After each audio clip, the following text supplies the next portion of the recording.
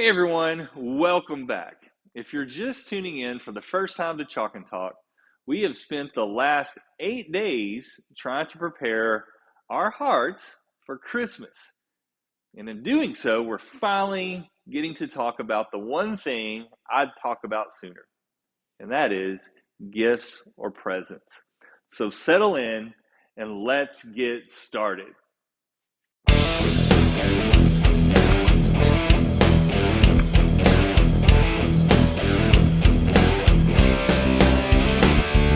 In my opinion, this seems to be the one thing that Christmas has been boiled down to.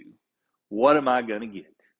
I mean, this has been the subject of stories and movies, and most definitely the Christmas wish list. I mean, one of the writing activities that teachers do this time of year is get their students to create Christmas wish lists to take home to their parents. All right. And as far as I can remember, stores have sent out in the mail these paper catalogs, or you can pick them up when you walk in to get the kids, adult kids too, really excited about what they're going to get for Christmas. We even got one of those paper catalogs from Amazon this year, which is crazy to me because where I live, there's no Amazon stores. It's still online. So I got a paper catalog for an online store. So, as parents, as spouses, and relatives and friends, we often ask, what do you want for Christmas?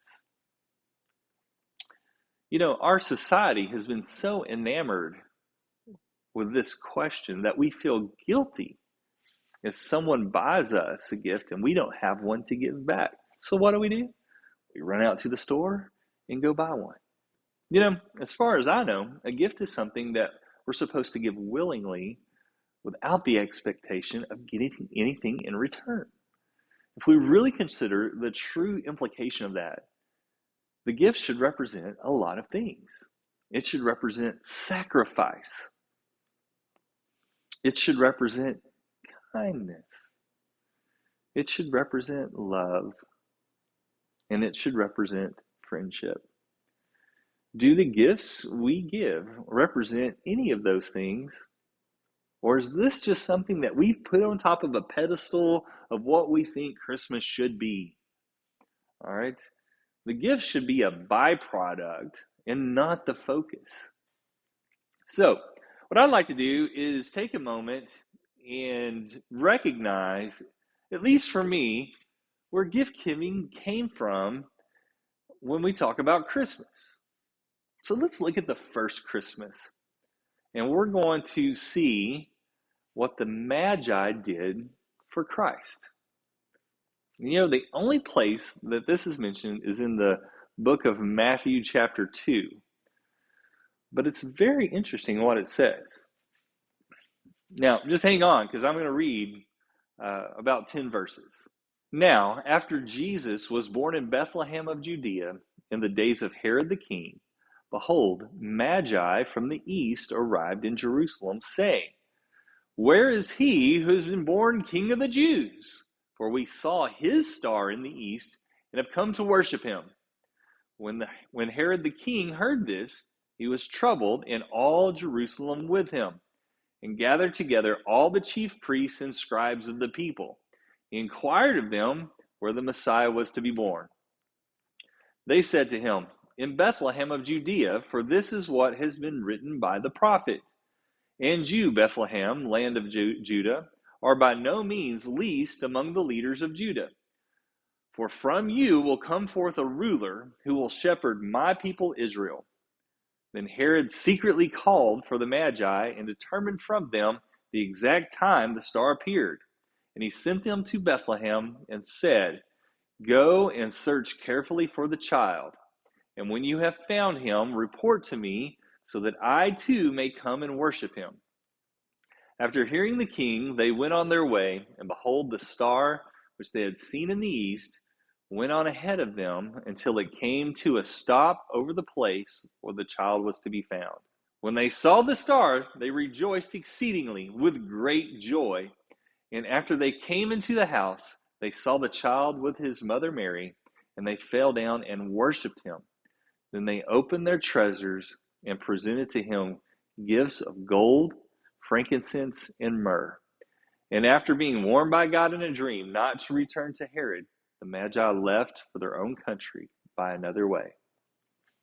Now, I thought it was important to bring to you the full story, but the goal is not to do a full analysis. I want us to bring back the definition of a gift and see how fitting this was and how it should apply to us today. I want you to think about these magi. They were probably some kind of, authority where they came from. Okay? And this is why they're probably referred to as wise men. Also, it is likely that there were more than 3 of them. I think we use the number 3 due to the number of gifts mentioned, which is what I want to talk about. The Magi knew someone special was being born. They knew enough about the tradition of the Israelites and recognized their God as the creator. So the gifts that they brought were gifts for a king and were most likely expensive. They went all out. However, they didn't go all out for the gifts. They went all out for the king. It was a sacrifice to Jesus. They sought for him when it could have been dangerous because the reigning human king could have had them killed. They brought him gifts because they wanted to give of themselves to him.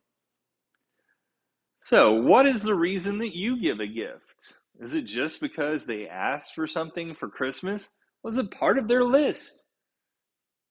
Or were you hoping for something in return? So that brings up today's challenge, which is be purposeful in your gift giving. And remember, we give gifts because Jesus gave us the best gift that we could ever get. And that's a gift of a relationship with him.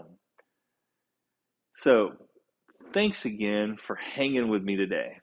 I hope that you're being challenged this week or during these 12 days and that you're better prepared for Christmas in your heart. All right, well, until tomorrow, and I hope to see you then, blessings, and this is the Chicken Hawk, and I'm signing off.